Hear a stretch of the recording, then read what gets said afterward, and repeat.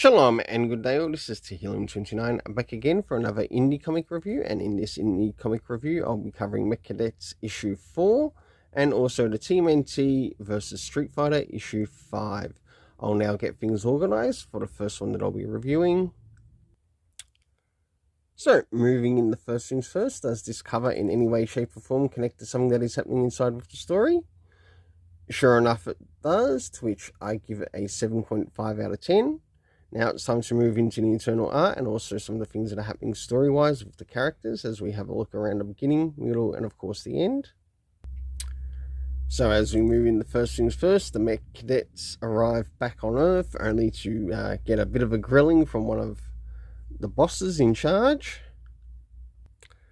As we start to jump towards the middle, we have Olivia Park working on getting some stuff done along with the help of Stanford U and also I think it's Franklin, Ms. Franklin.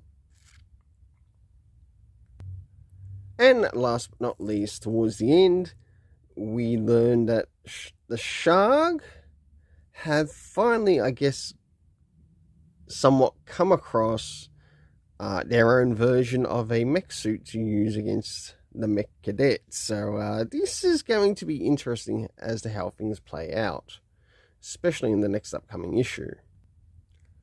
So for the internal art, I give it a 7.5 out of 10.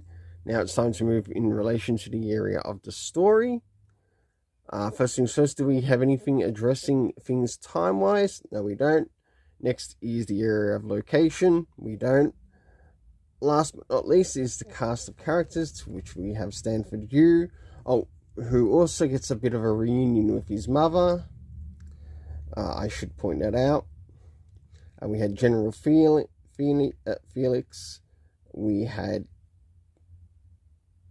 General Park, Franklin, Olivia Park, and also Tanaka. There is one more other character there that I did not write it too well because my terrible writing.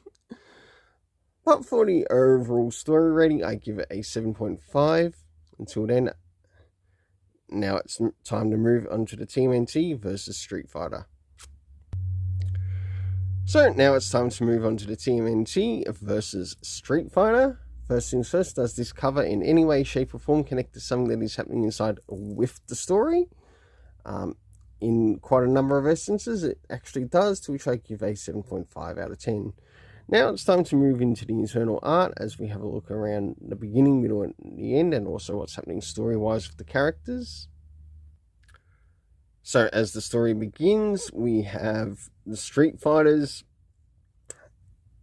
turning up on the scene with a couple of the Ninja Turtles, and they finally somewhat take out Baxter Stockman. We have Ken there being on the scene, and of course they're nerfing Ryu, which, if anything, Ryu would be able to freaking nerf the Shredder.